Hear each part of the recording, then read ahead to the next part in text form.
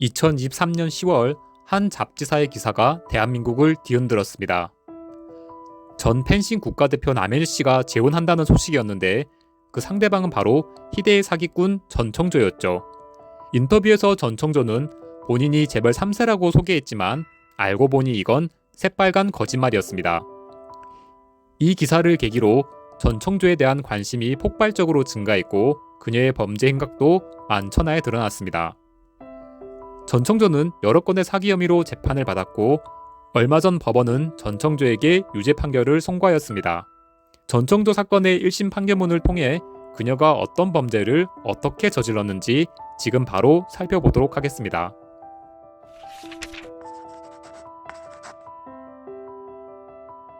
전청조는 이번 사건으로 문제가 되기 전에도 여러 건의 사기로 처벌받은 전력이 있습니다.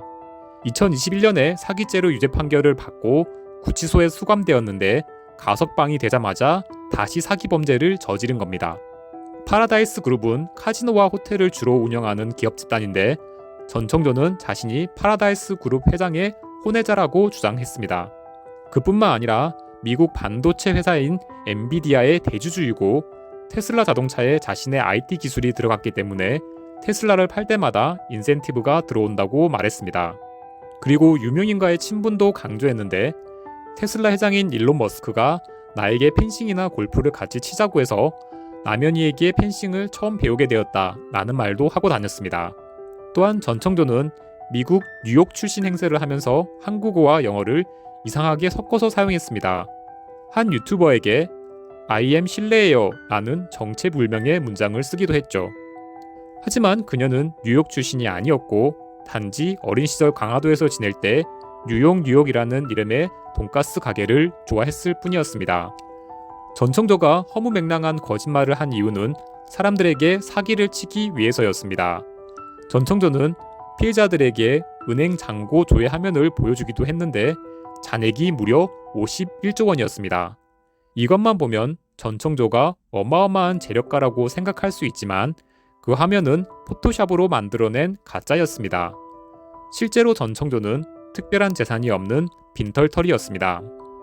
자신의 재력을 과시해서 사람들의 환심을 산 뒤에는 비상장 주식이나 신규 어플리케이션 개발 투자를 권유하였습니다.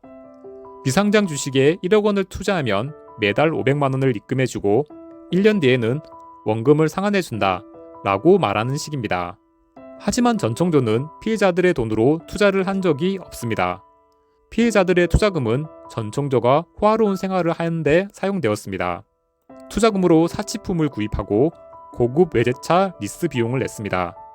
전청조는 대표적인 고가 레지던스인 잠실 시그니엘에 거주했는데 시그니엘 3개월 임대료는 1억 500만 원이나 되었습니다. 물론 이 돈도 결국 피해자들이 낸 투자금입니다. 이렇게 전청조에게 사기 피해를 당한 사람은 27명이고 피해액은 30억 원이 넘습니다. 남현이 전청조 결혼기사에서 전청조는 남성인 것처럼 소개됐는데 이걸 보고 많은 사람들이 의문을 가졌습니다. 사진을 보면 전청조가 여성으로 보였기 때문입니다. 전청조는 남성으로 행세했고 언론 인터뷰에서도 남성이라고 주장했지만 실제로 전청조는 여성입니다. 전청조는 어떻게 사람들을 속였을까요? 방법은 주민등록증을 이용하는 것이었습니다. 주변 사람들이 여성이 아니냐는 의심을 하자 전청조는 사람들에게 주민등록증을 보여줬는데 그 주민등록증에는 성별이 남성으로 표시되어 있었습니다. 물론 그 주민등록증은 가짜입니다. 전청조는 인스타그램에서 민증 위조를 검색한 뒤 전문 위조업자에게 510만 원을 주고 위조된 주민등록증을 받았습니다. 주민등록증을 위조하는 건 공문서 위조라는 범죄 행위고 위조된 주민등록증을 사용하는 건 역시 범죄입니다. 또한 전청조는 파라다이스 그룹의 혼외자인 것처럼 속이기 위해서 회사의 사문서를 위조해서 사용하기도 했습니다. 전청조는 어떤 때는 남성 행세를 했지만 때로는 여성으로 활동하면서 사기를 치기도 했습니다. 소개팅 어플로 만난 한 남성에게 임신을 했다고 거짓말을 해서 약 7,300만 원을 뜯어내기도 했죠. 사기꾼들의 주특기는 거짓말입니다. 하지만 전청조처럼 성별까지 속이는 사기꾼은 드문 편이죠. 다양한 사기꾼을 접했을 판사 역시 전청조 사건이 매우 특이하게 느껴졌던 것 같습니다. 전청조 사건의 1심을 담당한 재판부는 성별까지 왔다 갔다 하는 전청조의 어이없는 행동에 대해서 소설가의 상상력을 훨씬 뛰어넘어 버렸다 라고 평가하기도 했습니다. 재판이 시작되자 전청조는 사기 범죄를 모두 자백했습니다. 하지만 그렇다고 처벌을 하지 않은 건 아닙니다. 법원은 전청조로 인한 피해가 매우 크기 때문에 전청조에 대한 엄벌이 필요하다고 판단했습니다. 그래서 그녀에게 징역 12년을 선고하였습니다. 사기 범죄는 혼자서 하는 경우보다는 여러 사람이 같이 저지르는 경우가 더 많고 전청조 역시 마찬가지였습니다. 전청조의 조력자는 경호원인 A씨입니다. A씨도 처음에는 전청조에게 사기를 당한 피해자였습니다. 그런데 어느 순간 사기 피해자에서 전청조의 사기를 돕는 사람이 되었습니다. 아마 전청조를 도우면 사기 피해액을 돌려받거나 피해액 이상의 돈을 많이 벌 수 있을 것이라고 생각한 것 같습니다. A씨는 경호원으로서 전청조와 가깝게 지냈기 때문에 실제 전청조가 여성이지만 남성 행태를 하면서 다른 사람에게 사기를 친다는 걸 알고 있었습니다. 하지만 A씨는 전청조를 막지 않고 오히려 그녀를 도왔습니다. 전청조가 거주한 시그니엘과 전청조가 이용한 포르쉐 차량은 모두 A씨의 명의로 계약된 겁니다.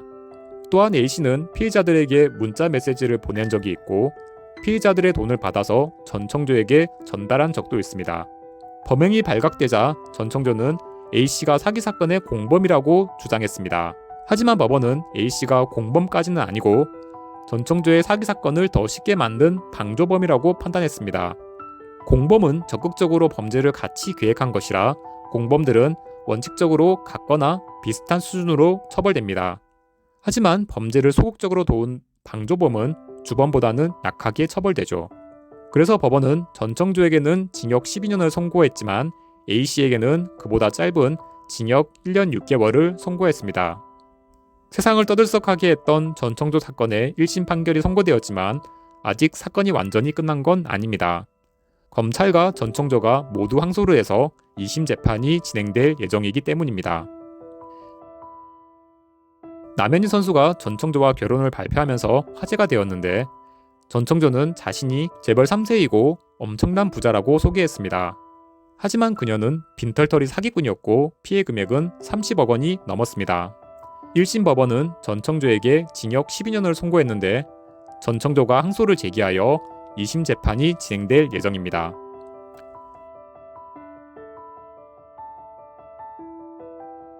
영상을 시청해주셔서 감사드립니다. 영상이 도움이 되었다면 구독과 좋아요 부탁드립니다.